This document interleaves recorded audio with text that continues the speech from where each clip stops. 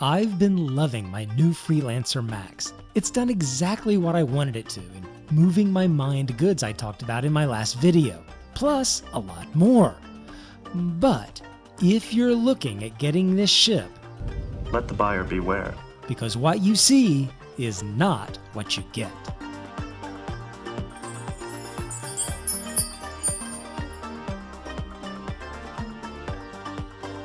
So I'm not at all disappointed with the Freelancer Max, though I will go over a couple bothersome particulars there. Where it may sound like I'm a little bit salty is in the number of discrepancies between what is advertised about the ship and what the ship really is. If you're looking at getting this ship either as a first-time player or even as a person that's played the game a bit and are looking to upgrade or make a purchase, then this information should be really helpful in discerning the truth from what is advertised on the RSI website. So let's get right into it and start with a bevy of confusing pictures that are literally right next to each other. Does the ship look like this orange and white thing? Or is it this bluish and silver thing? To someone not well steeped in the game and familiar with a lot of its detailed history, you'd have no idea even what the color is. In truth, it's the orange color. The blue and silver one is a very early version of the ship, before a lot of changes in direction about the game. Now, to be clear about this whole video, I'm not at all bothered by the fact that the ship changed. In fact, I'm reasonably sure it'll undergo a little further rework. It's the fact that the information to the public is confusing, and in some cases, I'll point out, just plain wrong. But continuing with confusion just about the overall ship design, the pictures show this underbelly ramp leading up into the ship. But it doesn't have that. It has a side opening ladder as a second entrance into the ship, which in my opinion is better functionality. It helps prevent hijacking, even though the underbelly ramp looks a little bit cooler. The landing rails in the rear, in many of the pictures, look like these steel rails, and if you're able to really inspect it closely, there looks to be some shock absorbers, but no ability to withdraw the rails up into the ship. I like the way the ones look now a lot better, with the wider, almost rubber-like track, and the fact that they do retract up and out of sight. The second way into the ship is a folding ramp in the cargo area. The cargo area is artistically a little different, but about the same. It does, however, have these two extra legs at the back that aren't in the latest version. This isn't a functional issue, but if you were trying to make a decision with style being an important one, then this could matter.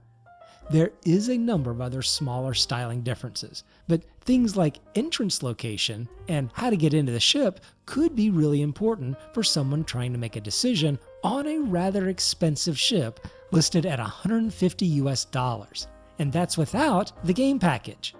But beyond the looks, there are some other actual errors in the specifications about this ship. If you go under the website specifications, it shows the ship as being able to carry 122 SCU worth of cargo. In reality, it's only 120. This isn't a huge difference when we're talking about a larger amount of cargo like in the Freelancer Max category. But when you're talking about 6 SCU of something like a Reliant Core versus a cheaper Aurora SCL, a couple SCU makes a difference. But this variation in information on cargo with the Freelancer Max doesn't stop there. There's a much bigger area of confusion on the website. If you open the brochure and scroll down to the statistics of the Freelancer Max, you'll see it has a number of 280 next to its cargo capacity. Now, folks that have been around the game a while and followed the development know that this number isn't even SCU. It's from a whole previous point in time where cargo units had a whole different measure. But the point here is this. There's no indication on this datasheet about that. A person researching ships could see this number and would have every belief that it's an equivalent SCU capacity, and could make real money purchasing decisions based on misrepresented information on the RSI website. That is my real concern here, and I think it's a bit irresponsible and inexcusable to leave old, outdated, and misleading information about ships on their website. It is offensive. I know the game is in alpha. I know the ships are being continually reworked and this information can change periodically. I'm okay with that. And I'm okay with it changing. I also can probably guess that CIG feels that until the dust is completely settled on ships, there's no sense expending resources to update the website information that may change again. I understand that position, but I don't agree with it. When decisions are being made on the expenditure of real money, then the information needs to be current and accurate. They can post tags around to let folks know it may change again, and they have some of those around. But it seems to me to be an easy fix to take down a PDF brochure that has incorrect information, or at the very best, misleading. Here's another one that could make a huge difference for the person choosing a ship and spending money. Here it says that the Freelancer Max has a minimum crew of 2. Does it really? To me, minimum means exactly that. Minimum. That is, it requires 2 people to be able to use the ship. Right now, this ship is perfectly flyable and usable solo. And I don't really see any future change on the horizon in ship functionality that would make me think otherwise. Yes, it's a bit safer and will probably be a good idea to have a co-pilot that can either operate the turret or serve as a lookout while landed at an outpost. Or maybe even help load delivery or cargo boxes, that sort of thing. But I don't see 2 people being a minimum requirement. That may be true for some of the larger ships where CIG will make operation dependent upon having some minimum crew complement to man certain stations, but I have a hard time seeing that for the Freelancer Max.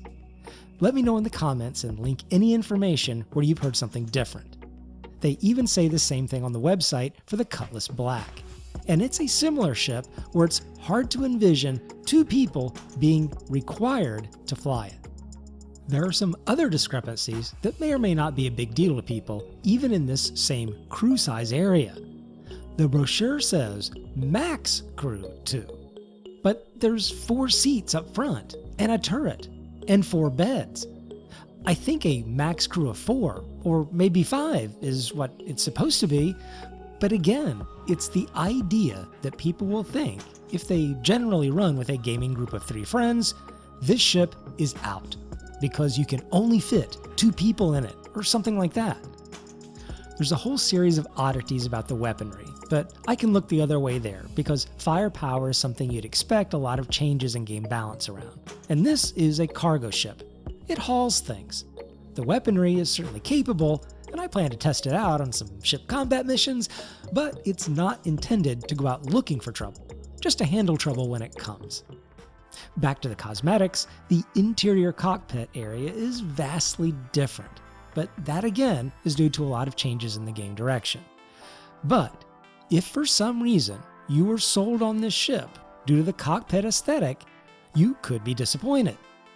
This cockpit will probably get some sort of rework, if for no other reason, because the embedded displays on the right and left are largely covered by the character's arms. I just use them for comms, and because I'm pretty much know where all the choices are, I can click through my arm and usually make the right selection. But it's something I'm sure they'll fix at some point. The middle part of the ship now has a small and rumored shielded storage area for a few of your SCU that the original one didn't have. And there's a lot of other bits here and there, but I've covered what I think are the bigger ones. In short, there are big differences in the look of the ship, its design, in crew complement, and in cargo capacity, as its primary function as a hauler. If you're interested in buying this ship, know that even more changes could come.